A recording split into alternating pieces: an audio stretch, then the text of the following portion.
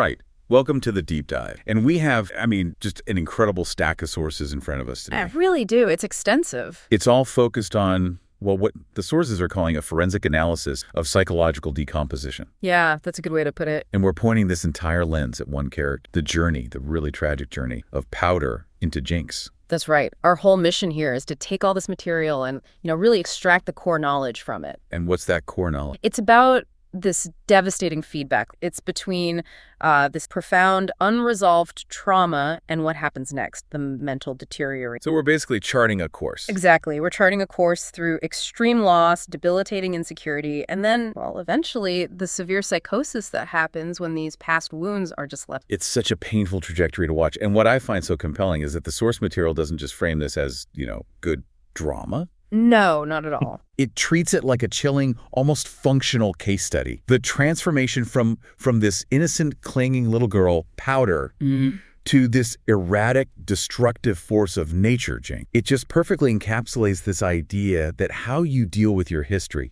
or how you fail to deal with it. Right. How you fail to deal with it, that it fundamentally dictates the entire structure of your future. And that's the central question we really need to keep in mind for you, the listener, through all of this, which is how does unresolved trauma fundamentally shape a person's identity and to get at that, we have to look past all the explosions and the fighting. And cool visuals. Yeah, all of that. And we have to really understand the initial fragility that was, kind of baked into Powder's identity from the very beginning, from when she was just 5 years old. Okay, so let's unpack that. Let's start at ground zero, the foundational trauma. The first crack in the foundation. And our sources are just crystal clear on this. The initial cataclysm was the death of Powder and Vi's parent. Killed by Enforcer. Yeah, during that conflict between Zaun, the Undercity, and the opulent city of Piltover, sitting right on top of them. And this event is so critical because the sources really highlight the immediate psychological difference in how they processed it. Right, Vi's the older one. She is. And so she fully grasped the permanence of death. For her, it leads to this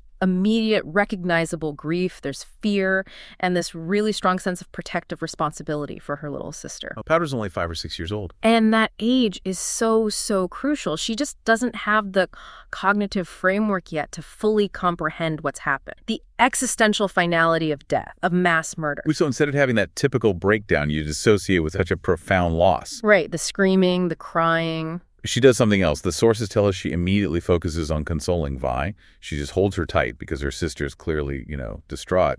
And that innocent act of consolation is actually the first moment where things start to go wrong psychologically. It's the start of her traumatic decline. How so? It seems like such a sweet sisterly thing to do. It does on the surface. But a child's brain, especially when it's faced with something that completely overwhelms its capacity to process, it often engages in something we could call deferred trauma. Deferred trauma. Or cognitive splitting. The brain essentially just says, I cannot handle this existential horror right now. Nope, not dealing with it. Not dealing with it. So I will focus entirely on the nearest available emotional task. And for Powder, that task is vital. So instead of processing the absolute horror of losing her parent, she externalizes her survival strategy. Completely. All that emotional energy that should be going into her own grief gets channeled directly into her sister. And just like that, Vi instantaneously becomes her primary coping mechanism. She becomes her anchor, her surrogate emotional regulator. So the trauma isn't gone. Not at all. It's not processed, it's just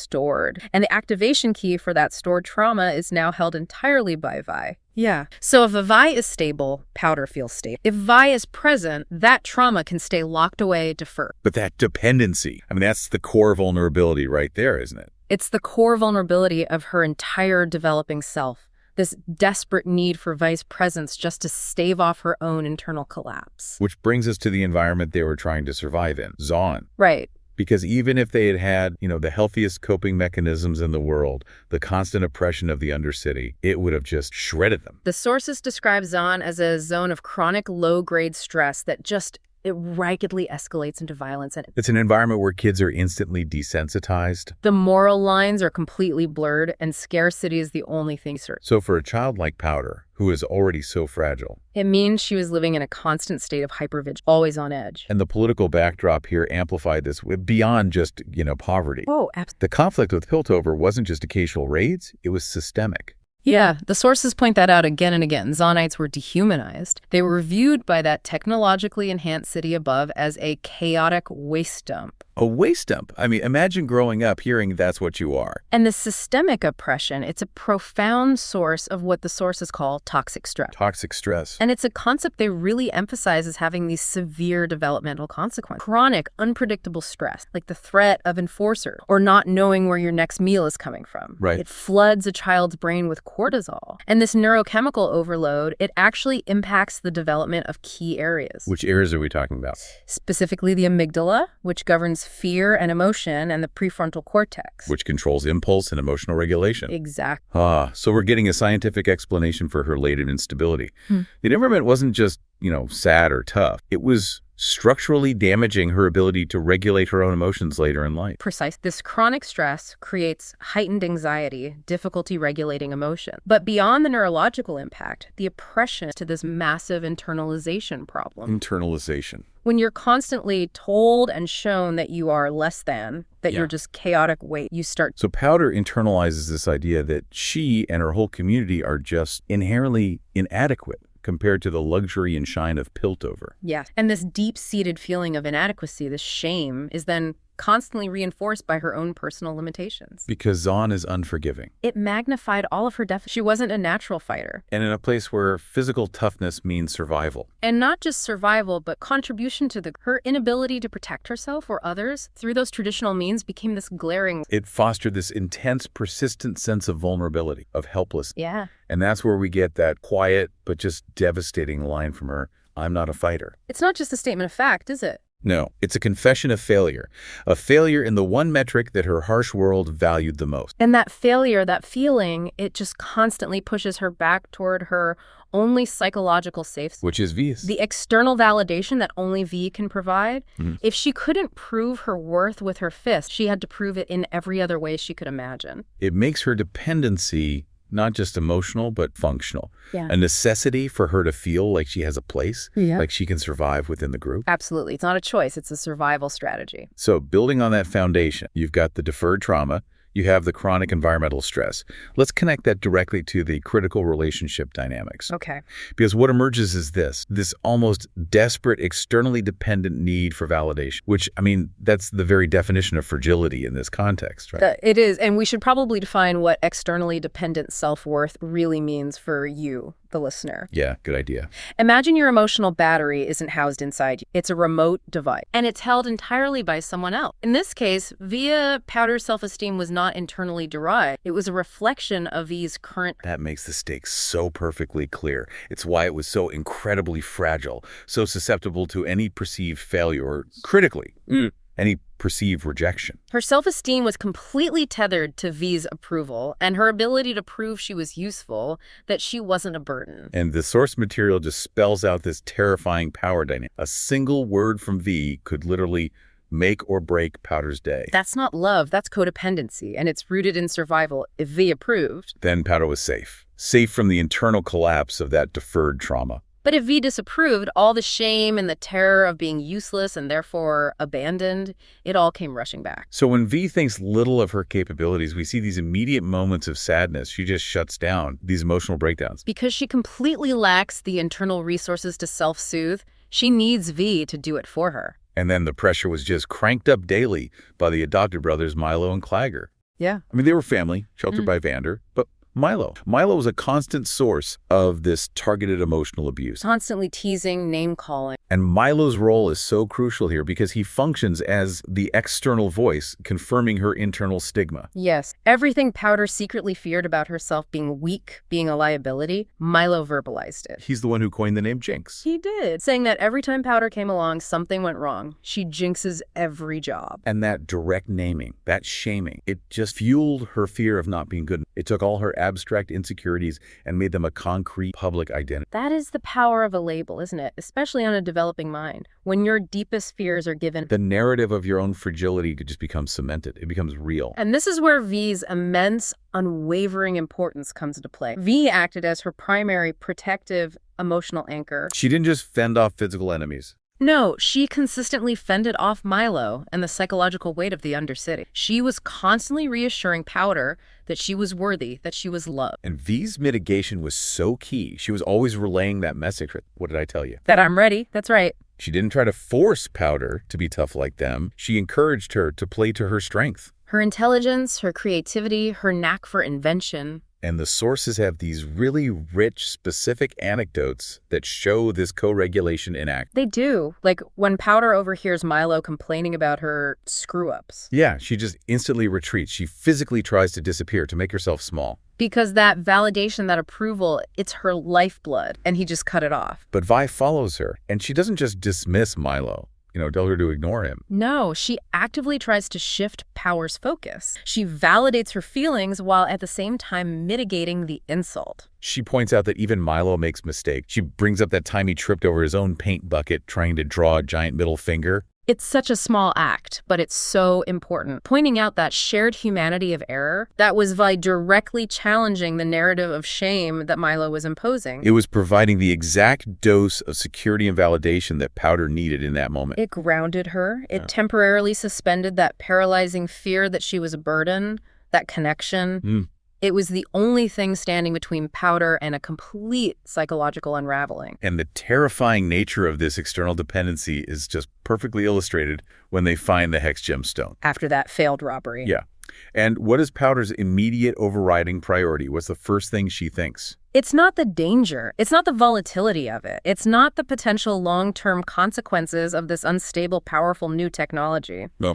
Her first and only instinct is to tell Vi. And it's driven by that desperate desire for validation to finally prove her ultimate usefulness to the group. She sees that gemstone not as a dangerous artifact, but as a golden ticket. A golden ticket to Vi's permanent approval, the ultimate tool for utility. It just clearly defines her priorities, doesn't it? Acceptance over safety, utility over logic. Since her regular inventions, her little monkey bombs, they weren't really useful in traditional fights or height. Right, they were seen as toys. This gemstone represented a way to finally contribute in a meaningful, necessary way. It was a potential cure for her persistent feeling. But in doing so, it just further solidifies her dependence on these external measures of success. It just digs the hole deeper. Precisely. And this dependency, this sets the stage for the catastrophic sequence of events that follow. The point of no return. Vander is captured by Silco, and Powder, believing she finally has the tools, her inventions, plus this Hex Gemstone, she sees her chance. She reacts instantly. You see her gathering her most powerful gadget, and she's fueled by this single burning motivation. To contribute effectively, to finally shed that cursed image of the little sister who always messed things up. Her drive is entirely transactional. It's, I must pay my dues to be accepted by Vi. But then comes the moment that structurally destroys her entire world.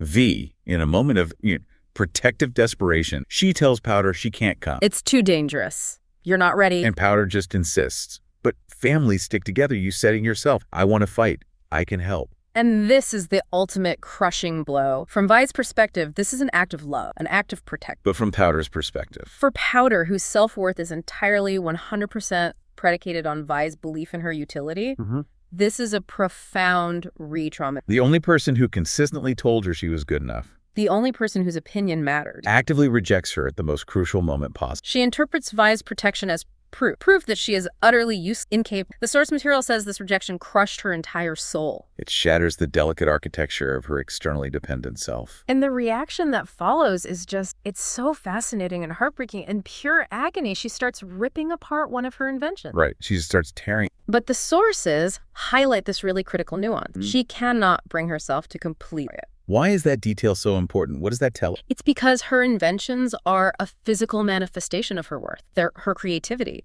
the only unique value field she possessed. So destroying the gadget would be? It would be confirming the narrative that Milo and now apparently V have validated that she is used. So she destroys the packaging, the casing, the non-essential parts, but not the core mechanism. She's holding on to the idea of her own worth, even if she feels she can't demonstrate it successfully. Exactly. So she decides to follow them anyway. And she's driven by this desperate, catastrophic idea. That combining her unstable inventions with the even more unstable Hex Gem will somehow miraculously work. And redeem her in V's eyes. Her judgment is completely clouded by emotional panic. The need for acceptance overrides all logic, She bypasses every safety mechanism, every rational thought about the volatility of this untested tech. This is pure emotional decision, a desperate attempt to stop the pain of abandonment that she is currently experiencing in them. And the ultimate tragedy unfolds when she actually deploys her device. She sees Vi struggling against Silco's goons and believing she is helping. she launches the hex bomb. And crucially,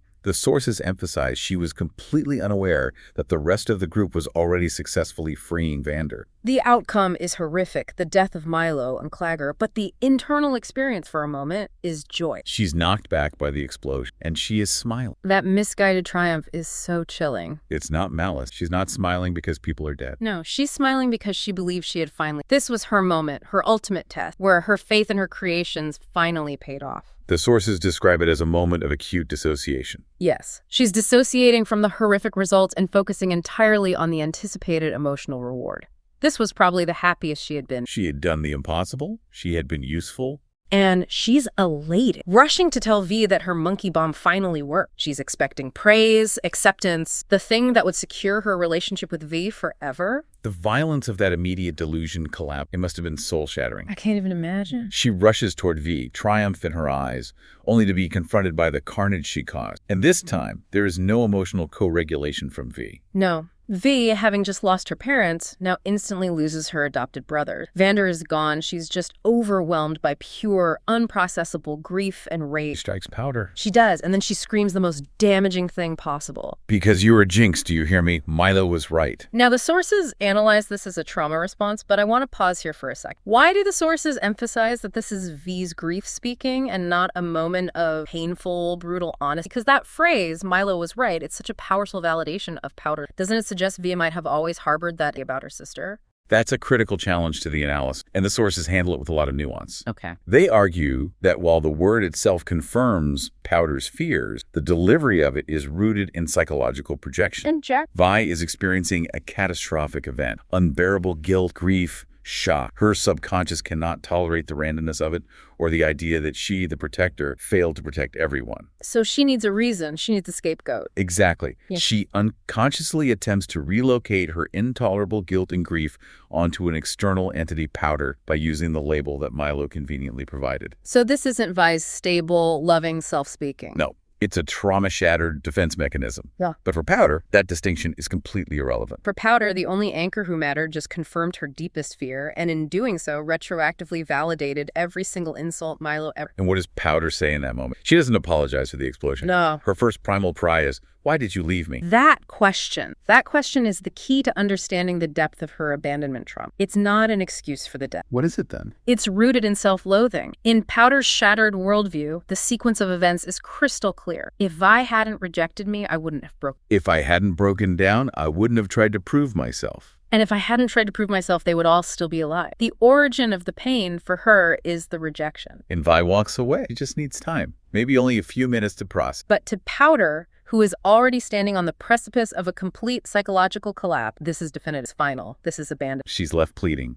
Please, I need you, please. That plea is the end of Powder. It's not just a request for physical presence. It is the absolute primal scream of the traumatized self, realizing its only security system has just been... Vi was her entire world, her only remaining anchor. And when V walked away, Powder's fragile self-worth didn't just crack, completely shattered. She feels irreversibly lost, and her fear of abandonment, which was once the subtle insecurity, now becomes the defining feature of her entire... And into that vast, terrifying, emotional steps Silco. At her absolute lowest, most vulnerable moment, Silco approaches, and Powder, having just witnessed V's rejection, instantly transfers her... She rejects V right back. She is not my sister anymore. She's seeking immediate alternative security. And the sources are very clear that Silco's empathy in this moment is not genuine compassion. It's explicitly labeled as an act of calculated empathy. Silco is a master manipulator, and he recognized the immense power in her pain. He saw himself reflected in her feelings of betrayal, of being forsaken. So by comforting her,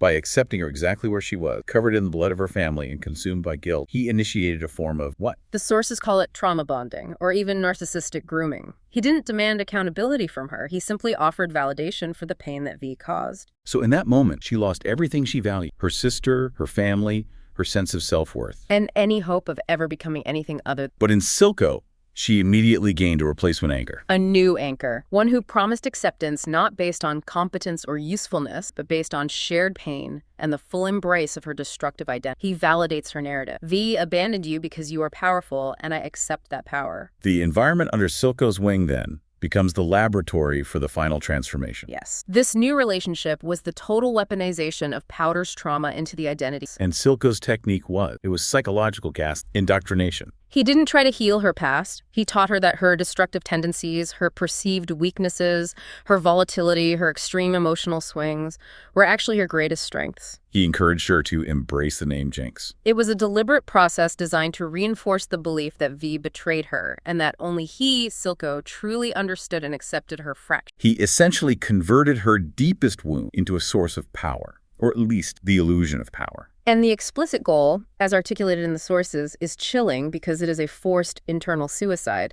You need to let Powder die so the fear of pain will no longer control you. So Jinx is an elaborate, aggressive ego defense mechanism. That's it exactly. A shield constructed of rage and weaponry designed specifically to avoid ever being that vulnerable, abandoned little girl ever again. But if her core issue was this externally dependent self-worth, how did this new identity fix that? Did she become self-sufficient? Not at all. And this is the crucial part. The core mechanic remained exactly the same. The external anchor simply shifted from a loving, co-regulating protector to a manipulative, trauma-bonding enabler in Silco. So this creates a situation of, aggressive codependency. That's the perfect term for it. So Jinx's outward aggression and all that chaos, it's still rooted in the exact same insecurity that plagued Powder.